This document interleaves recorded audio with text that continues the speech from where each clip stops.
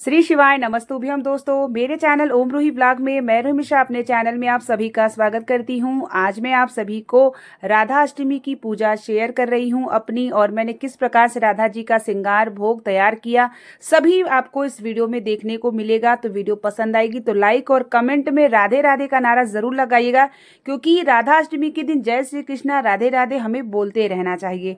ये मेरी सुबह की पूजा है। सुबह की पूजा के पास मैंने पहले तुलसी जी का गमला भी रख दिया था, कैसे कि जन्माष्टमी के दिन भी मैं तुलसी माता को रखी थी, और राधा रानी की स्वरूप ही तुलसी माता होती है, माता लक्ष्मी के रूप में।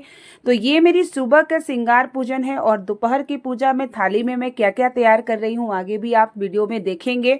और आज के दिन हमें दही से बनी हुई चीज़ें राधा रानी को भोग, क्योंकि राधा रानी जो थी ना, वो भोजन बनाने में इतनी निपुण थी कि वो नाना प्रकार के भोग तैयार करके श्री कृष्ण को जो है बना के परोसती थी। तो यहाँ पर हम रसोई घर में आ गए, और यहाँ पर दही और हल्दी बेसन का मैं यहाँ तैयार कर रही थी घोल। इधर मेरी मखाने की खीर बन रही थी।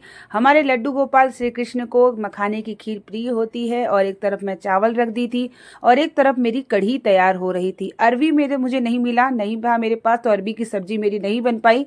तो जितना भी आप भोग तैयार कर सकते हैं इस दिन हमें तैयार करना चाहिए। जन्माष्टमी के दिन तो रात्रि में 12 बजे पूजन होती है, और राधा अष्टमी के दिन दोपहर में 12 बजे राधा रानी का जन्म हुआ था। तो यहाँ पर मेरी दोपहर की जो है ये भोजन तैयार हो रहा है, प्रसाद तैयार हो रहा है राधा रानी के लिए। तो हम जितना भी भाव से राधा रानी को अर्पित कर सकते हैं भोग हमें करना चाहिए। और जैसा कि मैं आप सबको कही भी थी कि राधा अष्टमी के दिन व्रत करने से 1000 एकादशी के व्रत का फल प्राप्त होता है। और हमारा जो कृष्ण जन्माष्टमी का जो व्रत है वो भी पूर्ण माना जाता है, क्योंकि राधा और कृष्ण एक हैं, और दोनों को जो है व्रत जब हम जन्मोत्सव होता है तो हमें ज़रूर से ज़रूर। तो राधा अष्टमी का मैं व्रत हूँ, ये भोग तैयार कर रही हूँ, तो ये घर के लोग खा लेंगे, और मेरा जो है आज व्रत रहेगा पूरे दिन का। तो यहाँ पर मेरी कढ़ी तैयार हो रही थी, और किचन साफ करके पहले मैं भोग प्रसाद तैयार कर लेती हूँ, क्योंकि मुझे 12 बजे 12:30 बजे के आसपास पूजन करना होगा। तो आप सभी भी पूजन किए होंगे तो कमेंट बॉक्स में ज़रूर बताइएगा। अब मेरी यहाँ थाली लग रही है, जो है मखाने की खीर और कढ़ी चावल। सुबह मैंने फल का भोग और जो है मेवे का भोग लगाया था। दीपक मैंने सुबह से जला दिया था राधा रानी के पास। तो अब मेरी यहाँ पर राधा रानी की जो है पूजन हो जाएगी। तो यहाँ पर पंचामृत से पहले स्नान, मेरे पास राधा कृष्ण की जुगल मूर्ति थी। और आपके पास अगर ना हो तो मैंने आप लोगों को बताया था कि कैसे पूजन करना है। और ये पंचामृत हमें ज़रूर ग्रहण करना है, जिससे हमारे शरीर से रोग दोष सब समाप्त हो। अपने घर में छिड़काव भी करिए। तो मैंने भी इसी प्रकार से किया। और इसके बाद अब राधा रानी और श्री कृष्ण का जो है मैं श्रृंगार कर लूँगी। सुबह मैंने पंचामृत से स्नान लड्डू गोपाल का करा दिया है, तो इसलिए लड्डू गोपाल का पंचामृत मैंने फिर से नहीं करा रही हूँ, लेकिन सिर्फ राधा रानी और श्री कृष्ण की मूर्ति को मैं पंचामृत से स्नान करा लेती हूँ।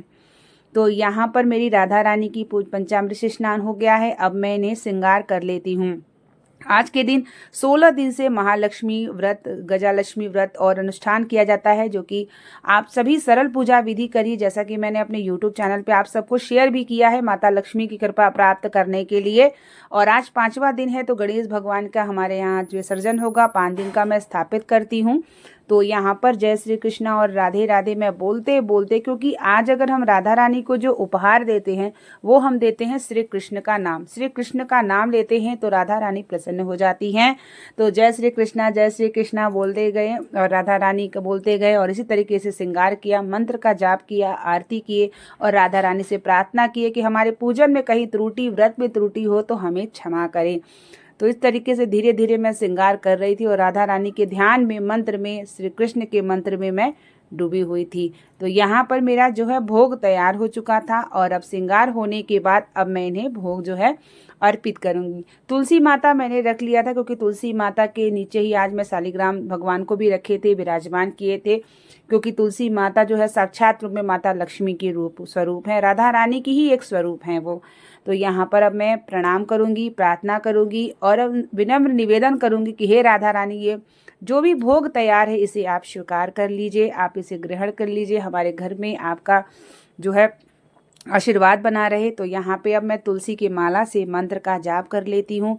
मैंने सोचा सभी बहनों को अपनी पूजा भी शेयर करूँ। सभी जानकारियाँ तो मैं आप सबको देती हूँ, लेकिन मैं कैसे करती हूँ मैं आप सबको ये भी शेयर करती हूँ ताकि आप सबको अच्छा लगे और अपने गृहस्थ जीवन में समय निकाल के भगवान के लिए पूजन पाठ जरूर करें, जिससे आपके मन को भी शांति मिले, घर में भी आपके भगवान की कृपा बनी रहे, आपके परिवार बच्चों पति पर भी उनकी कृपा बनी रहे और किसी भी प्रकार का चिंता से ना रहें। करेंगे कि वीडियो आपके सामने पसंद आई होगी तो बने रहिए मेरे चैनल में। बहुत सारी पूजा पाठ की जानकारी मैं आप सबको शेयर करती रहती हूँ, आप तक प्राप्त हो और आप भी भगवान की भक्ति करके ना अपने जीवन को 84 लाख योनि पाने के बाद मनुष्य तन को सार्थक करिए।